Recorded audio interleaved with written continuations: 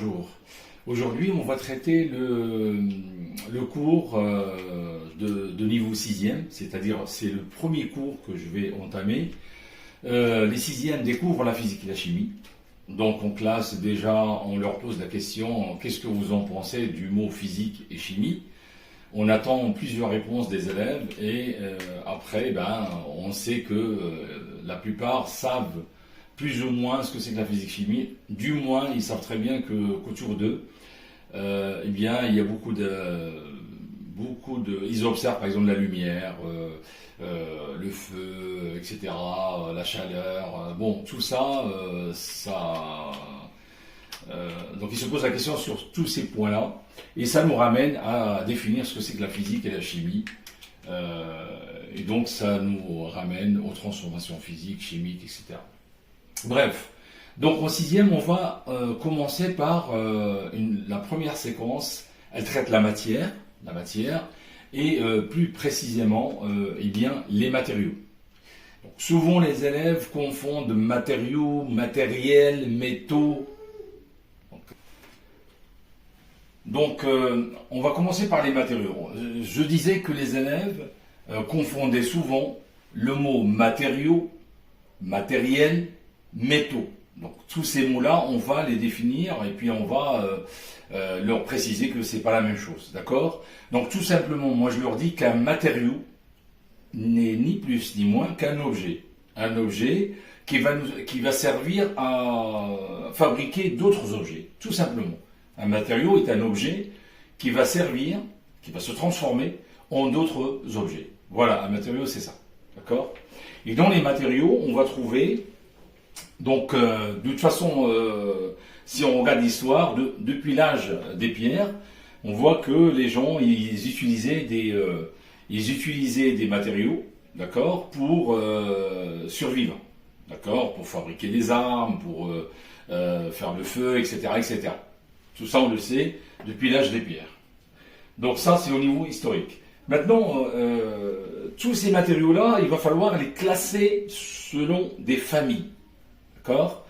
Alors, qu'est-ce que c'est qu'une famille? D'accord? Une famille de matériaux. Alors, une famille de matériaux, c'est quoi? Donc, je laisse les élèves réfléchir. Ils ont un ensemble de matériaux. Donc, on a dit que ces familles de matériaux, il va falloir les classer selon des points communs. C'est-à-dire, parmi tous les éléments qu'on trouve sur Terre ou sous Terre, eh bien, on va faire un tri. C'est comme pour trier dans une déchetterie. C'est ce qu'on fait d'ailleurs. On va classer les éléments qui ont un point commun ensemble. On va commencer par les métaux. Alors, les métaux se trouvent sous Terre, d'accord, sous-sol. Donc, les métaux, je les mets dans une catégorie minéraux. Les minéraux, ce sont des éléments qui se trouvent dans le sous-sol. D'accord? En général, ils se trouvent dans une roche. La roche, c'est un ensemble de cristaux. C'est un ensemble de minéraux, en fait. Une roche, c'est un ensemble de minéraux. D'accord? Et les minéraux, ce sont des cristaux. D'accord? Alors, dans ce sous-sol, donc j'avais dit que j'ai classé les matériaux sous forme de 4 familles, d'accord? J'ai commencé par les métaux parce que les élèves, dans leur esprit, ils m'ont donné pas mal d'exemples de matériaux, de métaux, hein, le fer, l'aluminium, etc. Ils ont commencé à parler de ça. Donc j'ai commencé par cette famille de métaux, en fait. La famille de métaux, je la trouve dans les minéraux. C'est un minéral, mais c'est un ensemble qui va avoir des points communs. C'est pour ça que je les ai retirés d'ici et je les ai mis dans une même colonne. Donc je peux très bien les effacer. En fait, les métaux viennent des minéraux. Je les ai mis ensemble parce qu'il y a une raison. Donc je les efface ici. Je vous ai montré que ça venait d'ici. Hein? D'accord? Cette colonne vient d'ici. Cette colonne fait partie des minéraux. Mais je l'ai mise ensemble parce que, en fait, les métaux, ils ont des points communs. D'accord? Parmi ces points communs, c'est la conductivité électrique et la conductivité thermique. C'est-à-dire, ce sont des objets qui vont conduire le courant électrique et ils vont aussi conduire la chaleur. Donc parmi tous les matériaux, il y a la famille des métaux. On les a mis ensemble parce que c'est les seuls qui sont conducteurs d'électricité et de chaleur. D'accord? Donc là, je vais marquer électricité, chaleur. Électricité et chaleur. Ils conduisent les deux. D'accord? C'est pour ça que je les ai mis ensemble. Donc je trouve le fer, le cuivre, l'argent, l'or, le zinc, etc. L'aluminium, etc. J'ai mis le cuivre 2 fois. D'accord? L'or, tout ce qu'on veut. D'accord? Tous les métaux sont, on les connaît, on les utilise dans le bâtiment, on les utilise dans la cuisine, couteau, fourchette, cuillère, etc., etc. Poêle, etc.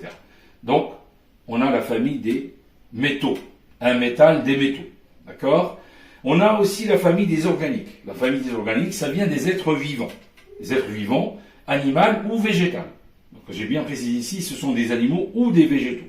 Animaux ou végétaux. Donc, quand on prend par exemple du papier, on sait que ça vient de l'arbre. Donc, le papier vient du bois. Le bois vient de l'arbre, donc c'est d'origine végétale. Le coton aussi, ce sont des plantes. Donc, ce sont des plantes, le coton vient des plantes. Le cuir vient des animaux. Donc j'ai donné quelques exemples ici, des matériaux organiques. D'accord? Alors, pour les minéraux, hormis les métaux, en plus des métaux qui étaient ici, que j'ai mis ici, eh bien, il y a la roche, la céramique, etc. Dans la roche, je trouve des cristaux, donc de laquelle je peux retirer pas mal de matériaux. Voilà. Et il y a la famille des plastiques. La famille des plastiques, elle est fabriquée par l'être humain, par contre. Le plastique, on ne le trouve pas comme ça. C'est-à-dire le plastique, on le fabrique à partir du pétrole, etc., etc. D'accord? Donc, il est fabriqué par l'homme, comme le PVC, etc. Mais la plupart comprennent ça. Donc, pour résumer, j'ai des matériaux. J'ai trié ces matériaux sous forme de famille. Il y a la famille des organiques, c'est les végétaux plus les animaux, et la famille des minéraux, et la famille des métaux, et la famille des plastiques. La famille des plastiques, c'est la fabrication de l'homme. L'homme peut prendre ces différents matériaux et peut en fabriquer d'autres sous plusieurs formes. Et donc ça, c'est les matériaux plastiques ou composites, comme on veut. Voilà. Voilà grosso modo, eh bien, un tour sur les matériaux. Voilà. Donc par la suite, on va donc étudier la conductivité électrique des métaux, de la famille des métaux.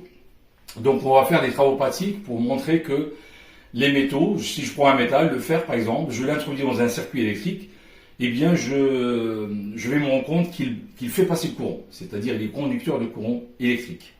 Si je prends un métal à son extrémité, je vais chauffer, l'autre extrémité, je vais tenir à la main, je sentirai au bout d'un moment que ma main commence à chauffer. Ça veut dire que la chaleur a traversé le métal pour arriver jusqu'à mes mains.